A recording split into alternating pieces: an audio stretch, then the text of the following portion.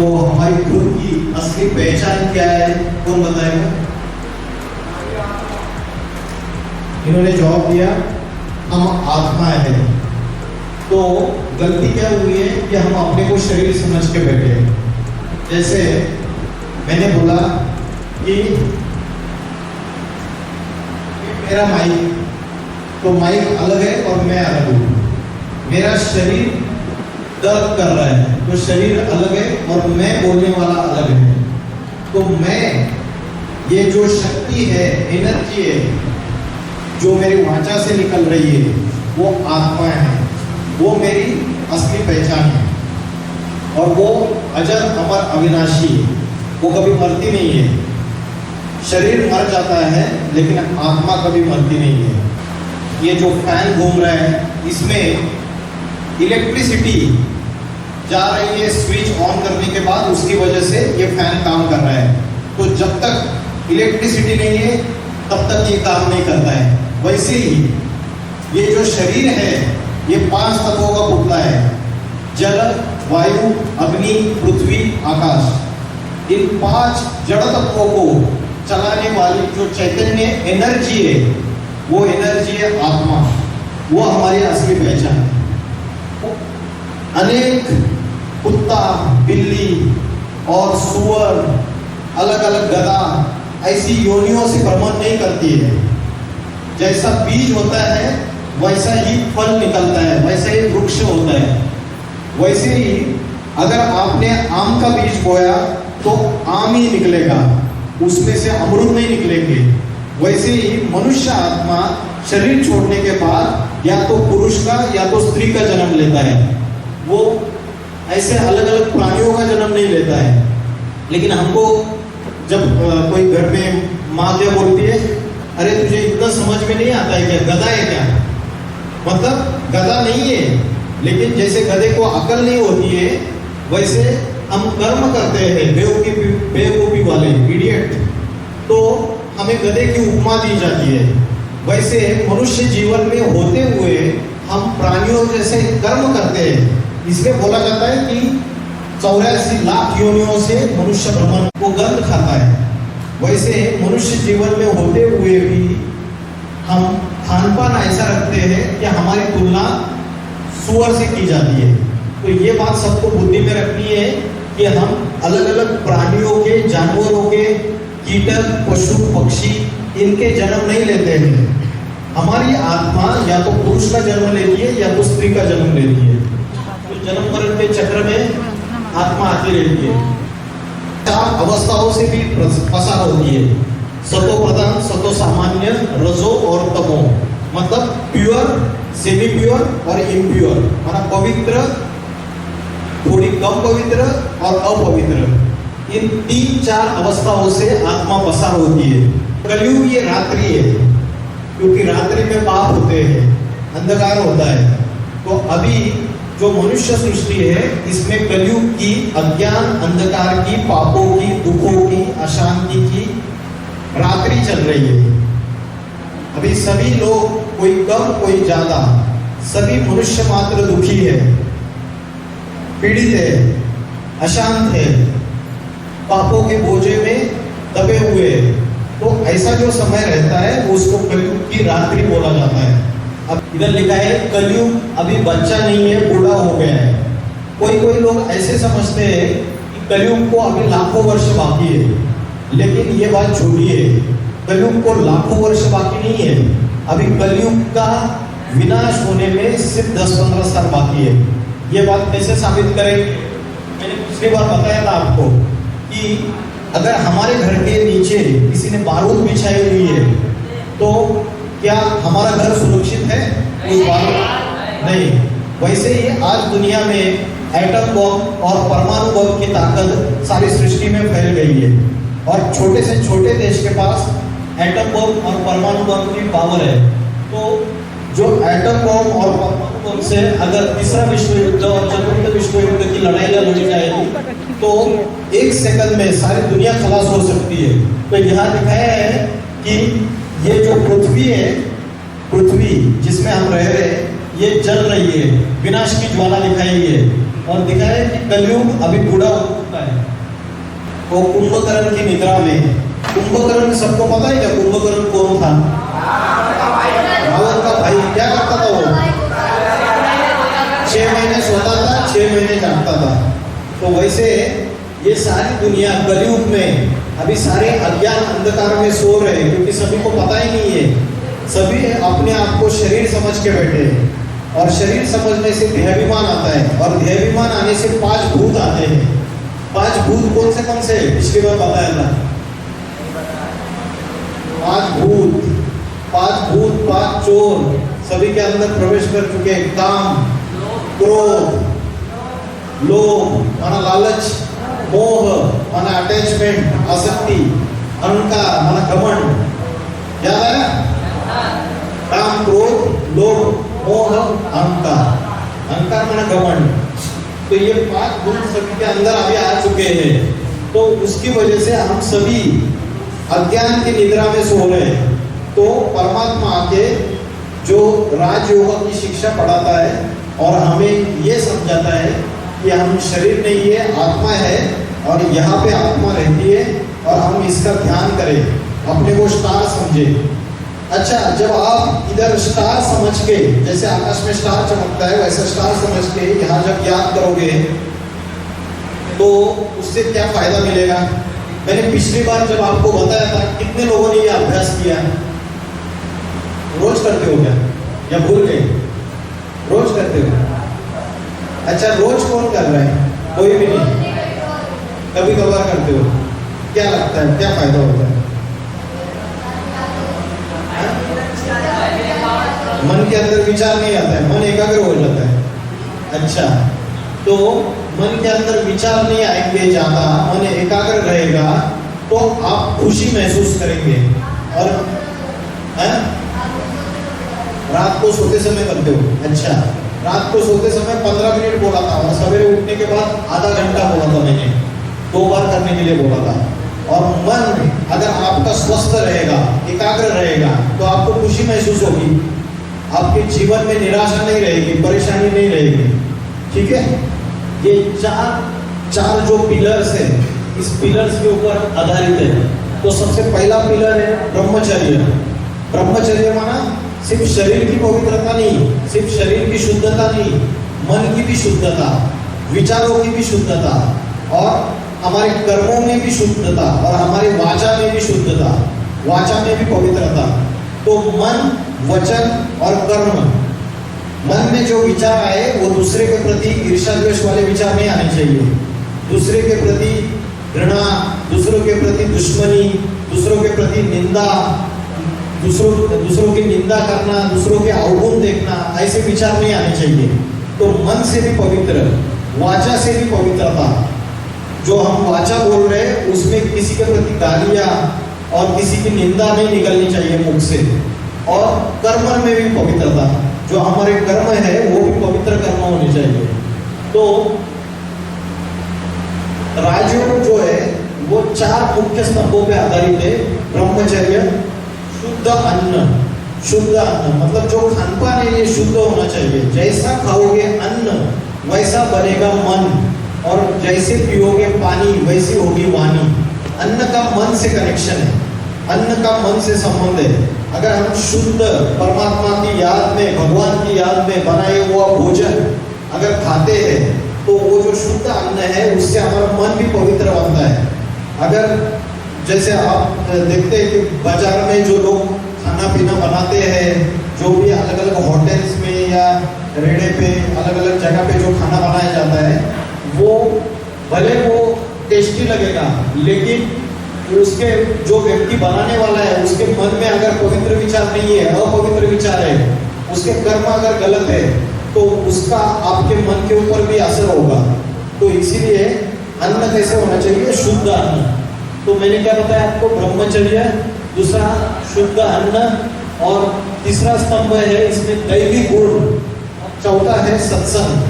तो हमारे अंदर दैवी गुण आनी चाहिए। अभी हमारे सबके अंदर आसुरी गुण है। आसुरी माना राक्षसी गुण है। जैसे झूठ बोलना, दूसरों की निंदा करना, दूसरों के प्रति अपशब्द बोलना, गालियां देना, निंदा करना, तो ये सारे राक्षसी गुण है। मार पिटाई करना, बाहुबल चलाना, ये सारे राक्षसी गुण है। तो ये राक्षसी गुण बदल के हमको दैवी गुण धारण करने हैं। तो दैवी गुण क्या होते हैं? दैवी गुण होते शांति, प्रेम, पवित्रता, सबके प्रति शुभ भावना, शुभ कामना, आनंद, ये सारे आत्मा के दैवी गुण हैं। आज योगा की जो शिक्षा है उसमें हमें अपने अंदर दैवी गुण धारण करने हैं। और चौथा है सत्संग। सत्संग का अर्थ है जैसा संग वैसा रंग चढ़ता है। हाँ? संग तारे कुसंग मोरे। अगर अच्छा संग करेंगे तो उसका रिजल्ट अच्छा ही होगा, हमारे ऊपर उसका अच्छा असर होगा, हमारे से अच्छे कर्म होंगे। और बुरा संग करेंगे तो बुरे कर्म होंगे। तो संग जो है वो सत्संग होना चाहिए। और सत्संग, सत माना सच्चा संग। तो सच्चा संग एक परमात्मा सिवाय या भगवान के सिवाय किसी का हो नहीं सकता। बाकी जितने भी मनुष्य हैं, चाहे रिश्तेदार है, चाहे सगे संबंधी है, चाहे दोस्त है, वो कहीं ना कहीं हमको धोखा दे देते हैं। लेकिन से जो प्रीत होनी चाहिए वो सच्ची प्रीत होनी चाहिए। बाकी दूसरे देहदारियों से, दूसरे लोगों से प्रीत नहीं होनी चाहिए। तो राजयोगा की शिक्षा जो है वो 4 मुख्य चीजों पे आधारित है। एक तो ब्रह्मचर्य में पवित्रता, मन वचन कर्म की। दूसरा क्या बताया ब्रह्मचर्य के बाद?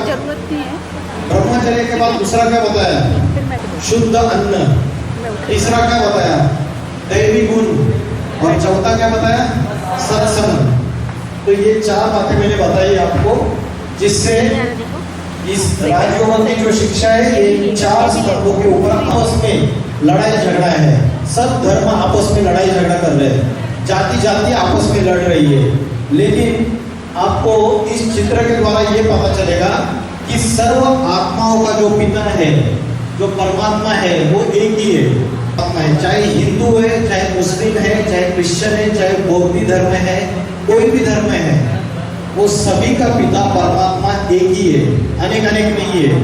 अभी आप इस चित्र में देखिए, जो हिंदू लोग हैं, हिंदू लोग देवी देवताओं की पूजा करते हैं। लेकिन सबसे ज्यादा महत्व किसको दिया जाता है? हिंदू सबसे ज्यादा किसकी पूजा करते हैं? भोलेनाथ की। तो शिव शंकर भोलेनाथ है, तो शिव की पूजा करते हैं। शिव की पूजा 12 ज्योतिर्लिंगों में की जाती है। तो ये जो 12 ज्योतिर्लिंग है, वो ज्योतिर्लिंग जो है, देखिए उसका शिवलिंग के रूप में दिखाया हुआ है उसको। तो उसका जो आकार है वो ज्योति स्वरूप है। जितने भी देवी देवता है उनको हाथ कान नाक पैर सारा मनुष्य जैसा है। आप राम कृष्ण अलग अलग जितने भी देवी देवता है, गणेश हनुमान, इनको हाथ कान नाक पैर मनुष्य जैसा है। लेकिन जो शिवलिंग है उसको ज्योति बिंदु स्वरूप है, निराकार है। इसलिए उसको देखिए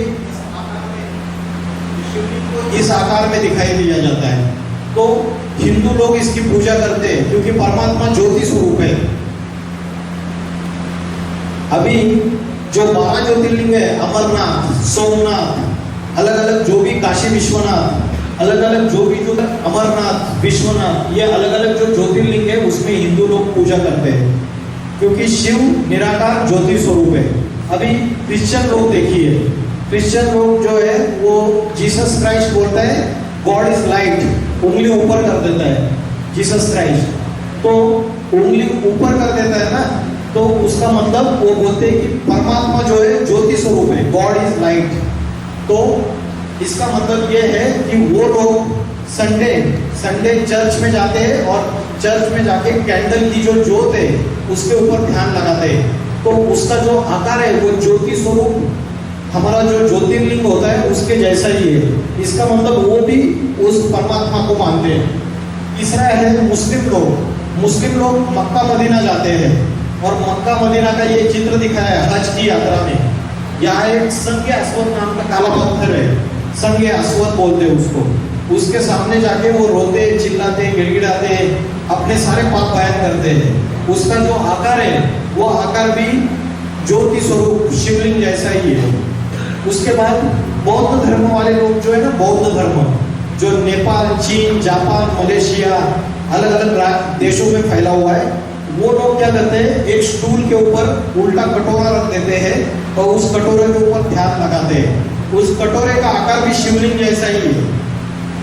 तो हिंदू लोग, मुस्लिम लोग, बौद्ध लोग, क्रिश्चियन लोग, सभी लोग उस एक निराकार ज्योति स्वरूप परमात्मा को मानते हैं। जो सिख लोग होते हैं ना, पंजाबी सिख, गुरु नानक जी बोलते हैं एक ओंकार निराकार अकार मूर्त है। तो वो भी बोलते हैं एक ओंकार निराकार अकार मूर्त है, उंगली ऊपर कर देते हैं। तो सारे धर्मों वाले इस चित्र से साबित हो जाता है कि सारे धर्म वाले उस एक ही परमपिता परमात्मा को मानते हैं, लेकिन सबने नाम अलग अलग दे दिया है। कोई उसको अल्लाह बोलता है, कोई उसको ईश्वर करके पुकारता है, कोई उसको गॉड करके पुकारता है। सबने नाम अलग अलग दे दिए, लेकिन है वो एक ही परमात्मा। ठीक है,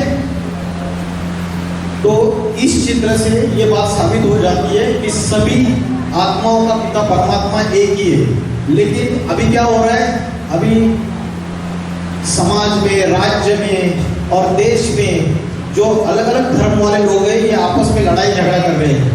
क्योंकि वो जो सच्ची बात है कि परमात्मा जो ईश्वर है वो सभी का एक है, वो सबके बुद्धि में नहीं है। सभी ने देहाभिमान में आके अपना ही धर्म श्रेष्ठ है, इस आधार से सभी एक दूसरे से लड़ाई झगड़ा कर रहे हैं। तो ये बात सबको समझनी है कि परमात्मा जो है वो सभी धर्मों का एक ही पिता है। जैसे बोला जाता है हिंदू, मुस्लिम, सिख, ईसाई आपस में सब भाई भाई। तो आपस में सब भाई भाई बोला तो सबका बाप एक होना चाहिए ना। आपने सुना है कभी बोलते हैं हिंदू, मुस्लिम, सिख, ईसाई आपस में सब भाई भाई, ये सुना है कभी? तो अगर भाई भाई होंगे तो सबका बाप एक होना चाहिए ना, नहीं होना चाहिए? चार भाई है तो चार भाइयों का बाप एक नहीं होगा? तो हिंदू, मुस्लिम, सिख, ईसाई आपस में सब भाई भाई, तो सबका पिता, सबका बाप एक होना चाहिए। तो एक ही है परमात्मा, लेकिन सबने नाम अलग अलग दे दिए उसको। तो सारे आपस में लड़ाई झगड़ा कर रहे हैं। जमीन के ऊपर झगड़ा है, पानी के ऊपर झगड़ा है, हवा के ऊपर झगड़ा है। तो इसलिए हमको ये बात बुद्धि में डालनी है कि परमात्मा जो है वो सभी सर्व आत्माओं का पिता एक ही है। आपको पता है कि शिव और शंकर दोनों अलग अलग हैं। शिव और शंकर अलग अलग है, क्योंकि शिव जो है वो निराकार है, ज्योति स्वरूप है। हमारी आत्मा क्या है? निराकार है।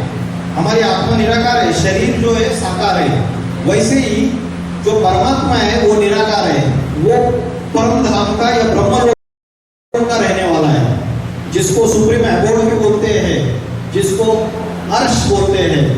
मुस्लिम लोग बोलते हैं खुदा फर्श का नहीं, खुदा अर्श का रहने वाला है, खुदा सातवें आसमान का रहने वाला है। क्रिश्चियन लोग बोलते हैं supreme soul lives in the supreme abode. और हिंदू लोग बोलते हैं श्रीमद् भगवद गीता में जहाँ चंद्र सूर्य तारों की रोशनी नहीं पहुंच सकती वहां का मैं रहने वाला हूँ। तो चंद्र सूर्य तारों के परे जो है उसको बोलते हैं ब्रह्मलोक या परम धाम, वहां का वो परमात्मा रहने वाला है। तो सब धर्म वाले इस बात को मानते हैं कि परमात्मा परम धाम का रहने वाला है, परमात्मा ब्रह्मलोक का रहने वाला है। तो ये जो चित्र दिख रहा है आपको, इसमें नीचे जो है ये पृथ्वी दिखाई दे रही है, नीचे की तरफ यहाँ सारे मनुष्य रहते हैं। और उसके ऊपर जो है वो है परम धाम, ब्रह्मलोक, वहाँ परमात्मा वहाँ का रहने वाला है और सारी आत्माएं भी वहाँ की रहने वाली है। तो ये जो परमात्मा है, जब दुनिया में अति में दुख, अशांति, पाप, भ्रष्टाचार, अत्याचार, आतंकवाद, ये सारी समस्याएं अति में बढ़ जाती है, तो परमात्मा जो सारे सृष्टि का बाप है उसको नीचे आना पड़ता है। कलयुग के अंत में वो परमात्मा निराकार इस सृष्टि पे आता है और सृष्टि पे आने के बाद जिस शरीर में प्रवेश करके वो सत्य ज्ञान सुनाता है वो है शंकर का शरीर। इसलिए शिव और शंकर अलग अलग है। शिव है निराकार ज्योति स्वरूप और सभी धर्मों वाले उस निराकार ज्योति स्वरूप को मानते हैं, मैंने अभी बताया आपको। और वो निराकार ज्योति स्वरूप जिनके शरीर में प्रवेश करके ज्ञान की गंगा सारी सृष्टि में प्रसारित करते हैं वो है शंकर। इसलिए आपने देखा रहेगा शंकर की जटा से गंगा बह रही है।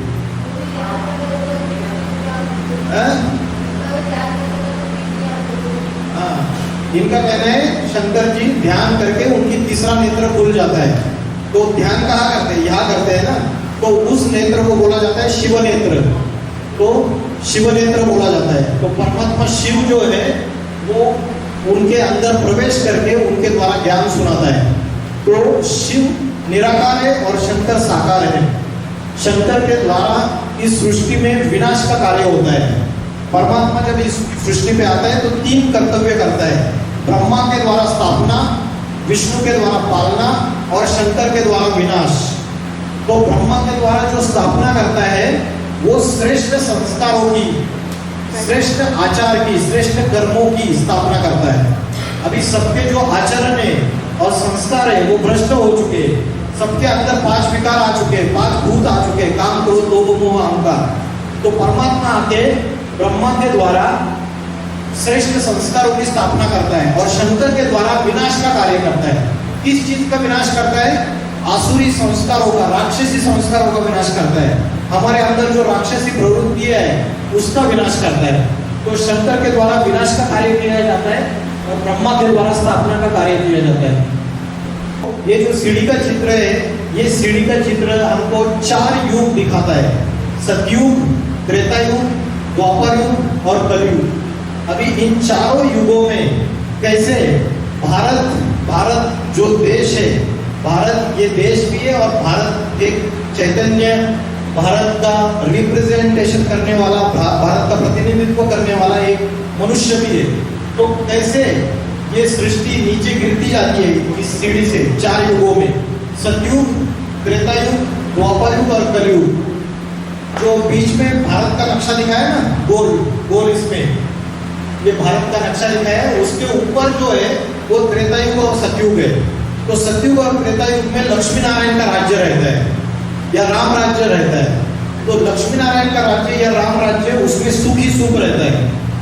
उसमें 5 विकार नहीं रहते मनुष्य के आत्मा में, 5 भूत नहीं रहते, काम, क्रोध, लोभ, मोह, अहंकार। उसकी वजह से वहां सभी मनुष्य देवता कहा जाते हैं।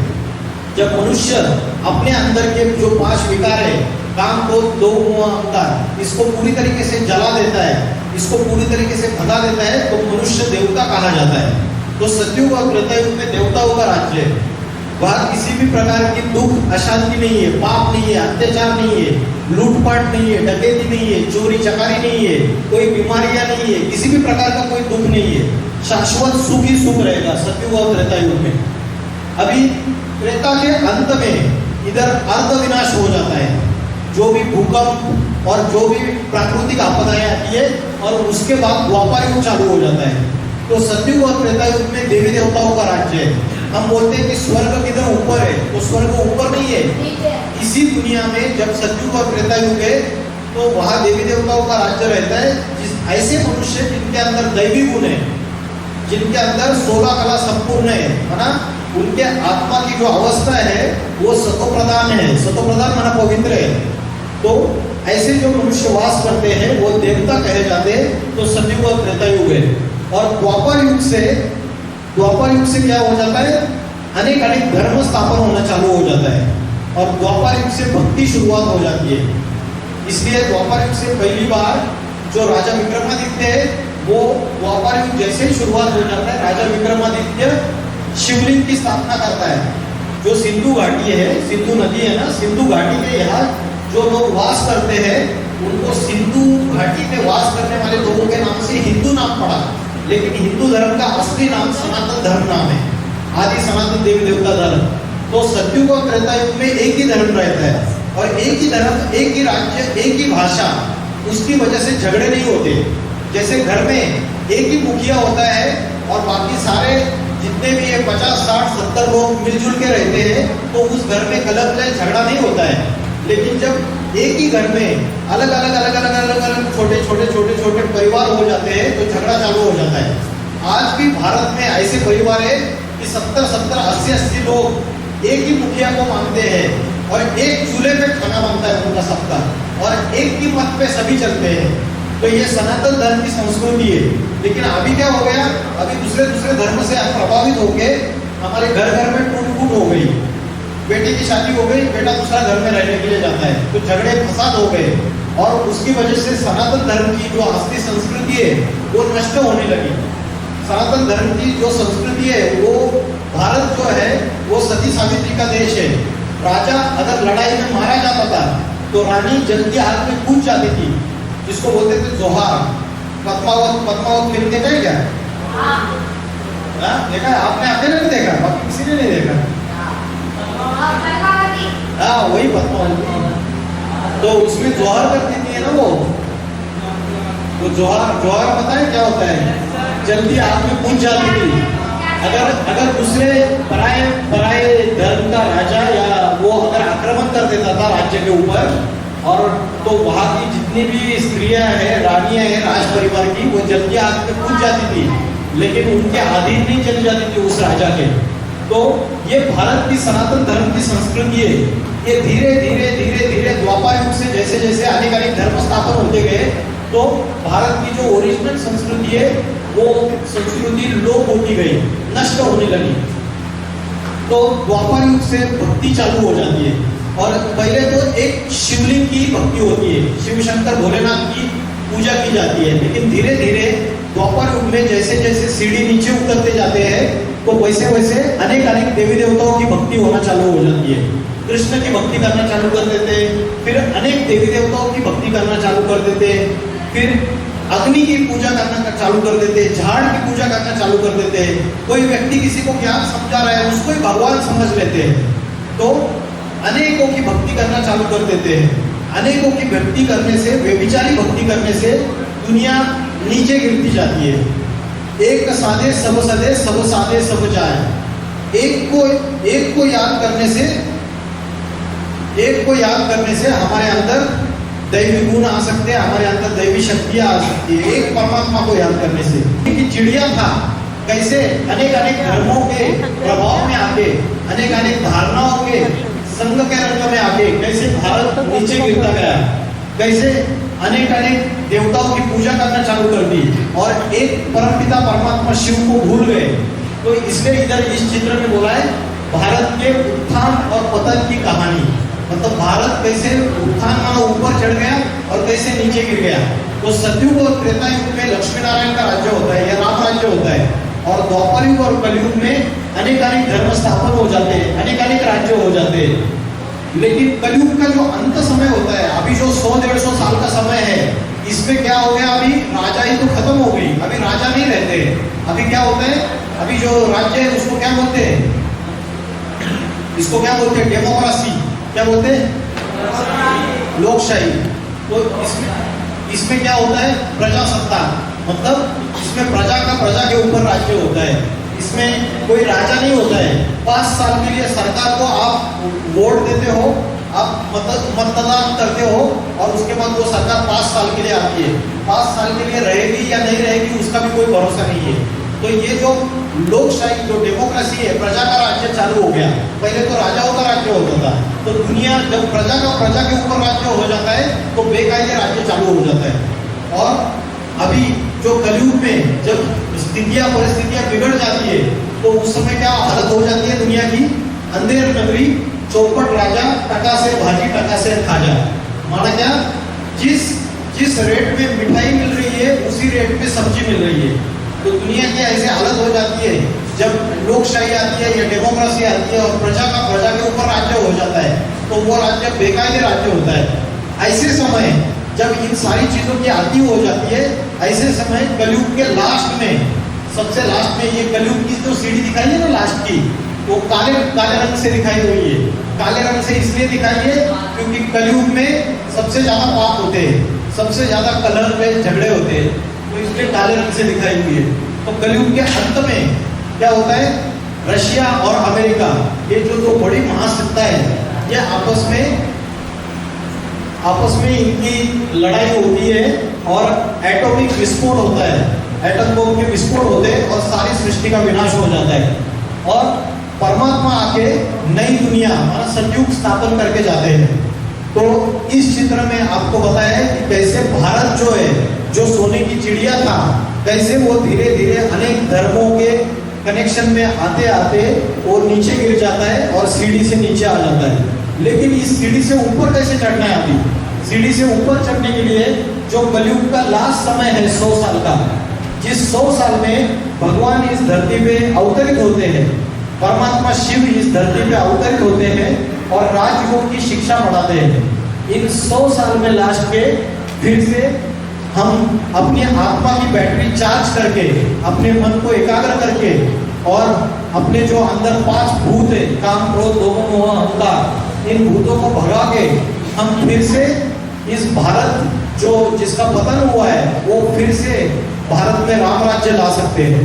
और परमात्मा स्वयं आके ये शिक्षा दे रहा है। तो इतना बता के मैं